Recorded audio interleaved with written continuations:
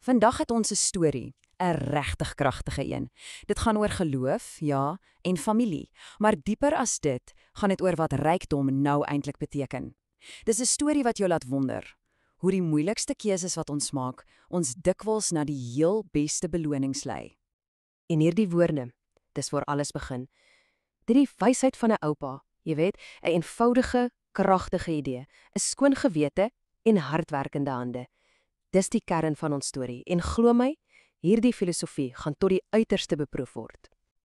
Goed, kom ons spring reguit in. Hier is die agtergrond.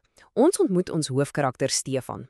En wel, Stefan is in 'n penarie. Hy staan letterlik op 'n kruispunt waar ou tradisies en moderne finansiële probleme kopstamp. So, hier is die situasie. Stefan is 'n meestertimmerman, reg, maar sy besigheid, hierdie trotse familienalatenskap, is besig om te sink. Vinnig. Die rekeninge hoop op, die bestellings droog op, die bank is aan sy deur. Hy is heeltemal vasgevang tussen die trots van wat was en die skrikwekkende realiteit van nou. En soos in enige goeie storie is daar sleutelspelers en hierdie vier se wêrelde is op die punt om te bots. Jy het Stefan, die ou wat vasklou aan tradisie. Dan's daar sy seun Luka. Hy soek net 'n vinnige, maklike uitweg. Sy vrou, Jelena, sy anker, die stem van geloof. En dan Marco, die saakman. Onthou daai naam, want hy is die een wat die vuurhoutjie by die kruitvat gaan gooi. So, die spanning bou op. En dan, net wanneer jy dink dinge kan nie meer ingewikkeld raak nie, stap 'n ou bekende by die deur in.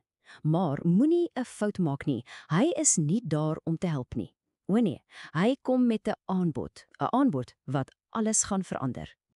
En hier is dit. Die oomblik wat die hele storie op sy kop keer. Marco daag op en gooi 'n lewensveranderende bedrag geld op die tafel. Ons praat van 'n fortuin. Genoeg geld om elke enkele probleem te laat verdwyn. Genoeg om vir hom en sy seun 'n lewe van luksheid te koop. Maar daar is 'n prys, en dis 'n groot een. Die prys is die siel van sy familieonderneming. Kyk net hierna. Dis die twee paaie wat voor Stefan lê. Dis so duidelik uiteengesit. Aan die een kant die werksvankel, sy hele familie nalatenskap, sy eer, sy identiteit. En aan die ander kant, geld, sekuriteit, 'n maklike, sorgvrye toekoms. Dis soveel meer as net 'n besigheidsbesluit, nê? Dis 'n stryd vir wie hy is. En dan, uit die agtergrond, kom sy seun Luka. En sy woorde, geloof gaan ons nie kos gee nie, tref jou reg tussen die oë. Jy kan sy frustrasie amper voel, né? Vir hom is dit so eenvoudig. Dis logies. Tradisie betaal nie die rekeninge nie. Die werkskool is die verlede, die geld is die toekoms. En daai woorde, dit sny reg deur Stefan. Maar dan het ons die teenoorgestelde pol, sy vrou, Jelena. Haar woorde, die regte pad is nooit die maklikste nie. Haar uitkyk is nie gewortel in bankstate of finansiële projeksies nie. Glad nie. Dit kom van 'n plek van geloof, van karakter. Sy is die een wat hom herinner dat ware waarde nie 'n pryskaartjie het nie. Sy is, sonder twyfel, sy morele anker in hierdie hele storm. So, die klimaks is hier. Die druk is nou ondraaglik. Kan jy jou dit voorstel? Jou seun se praktiese, harde logika in die een oor en jou vrou se onwrikbare geloof in die ander. Hy word letterlik uitmekaar geskeur. Hy besef die antwoord is nie in sy werkswerk of in sy huis nie. Hy moet iewers anders gaan soek. En dit laat 'n mens wonder, né? In 'n oomblik van ware krisis, wanneer almal vir jou skree wat om te doen, waarheen draai jy vir helderheid? Waar vind jy daai stilte om die regte besluit te maak? Want een ding is seker, vir Stefan lê die antwoord nie in sy grootboek of in Markus se kontrak nie.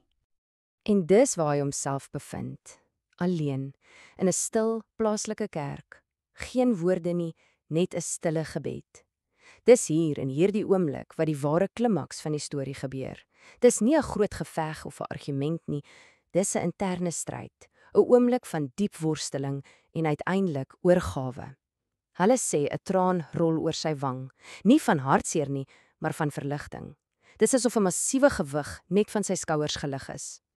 En wat is dit wat hom deur daai oomblik dra? Dis sy vrou se woorde wat in sy kop echo. Hou vas aan die Here jou God.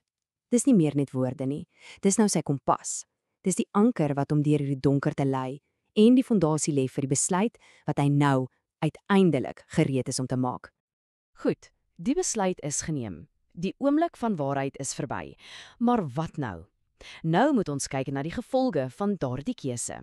En dit gebeur onmiddellik. Die volgende oggend, Stefan maak die oproep.